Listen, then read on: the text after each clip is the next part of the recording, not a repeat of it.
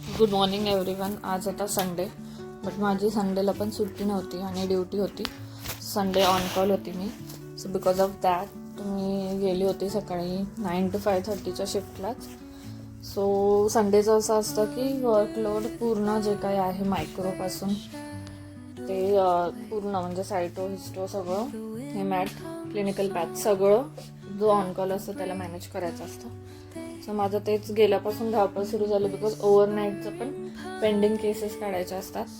So त्याच्यामध्ये almost म्हणजे 1-2 तास निघून जातात सकाळचे आणि त्यानंतर स्लो येतं. बट देन 5:30पर्यंत जे काय आहे ते ऑन कॉल पर्सनला मॅनेज करावं लागतं. सो माझं तर इथे सुरू होतं ड्युटी, पण सेम टाईम सायमल्टेनियसली आमच्या क्लिनिकमध्ये म्हणजेच स्पंदन क्लिनिकमध्ये आज होता कॅम्प. बिकॉज आम्हाला आता क्लिनिकला 2 years कंप्लीट झालेत. 22nd ॲक्च्युली होणार होते, बट मग वीकेंड कन्सिडर करून आम्ही 17th एक मेगा कॅम्प आपण बोलू शकतो तसं अरेंज केला होता. सो तिथे वेगळी धावपळ होती. माझी ड्युटी असल्यामुळे मी तिकडे जाऊ शकले नाही. बट देन तिकडे सगळं म्हणजे मॅनेज सगळे करत होते, जे काही टीम आहे आमची. सो सगळ्यांनी मॅनेजमेंट सुरू होती.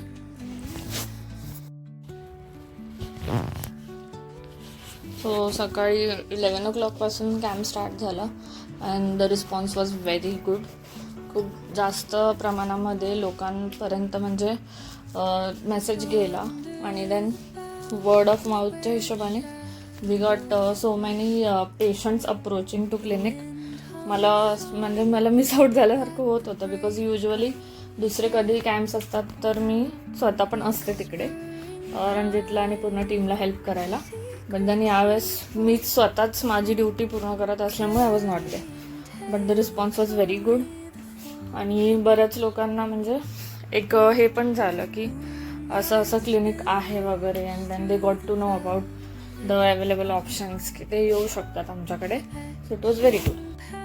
रणजितसाठीचं बऱ्यापैकी टायरिंग झालं होतं बिकॉज त्याला प्रत्येक पेशंटला काउन्सिल करायचं होतं आणि त्यांना अटेंड करायचं होतं. सो बट इट्स ओके, म्हणजे एक सॅटिस्फॅक्शन भेटतं असं कॅम्प्स किंवा असं सर्विस वेनेवर वी गिव्ह, त्याच्यानंतर एक सॅटिस्फॅक्शन भेटतं आणि आपल्याला एक हे होतं की आपलं काय आहे समाजामध्ये, आपली पोझिशन काय आहे, आपलं नेचर ऑफ जॉबचं आपल्याला रिअलायझेशन होतं and that's very good.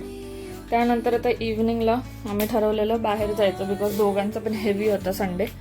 So आम्ही एक प्लेस आहे तिथे लास्ट टाइम पण गेलो होतो आणि तिथे लाईव्ह म्युझिक वगैरे असतं. सो वी जस्ट लव्ड तिथलं जे काही वाईब आणि ॲम्बियन्स होता.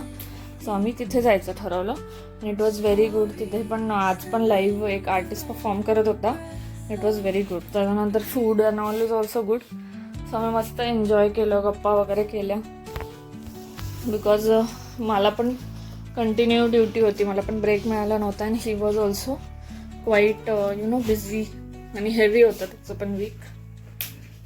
So it was nice. Food was also very good. आणि असा होता आमचा संडे.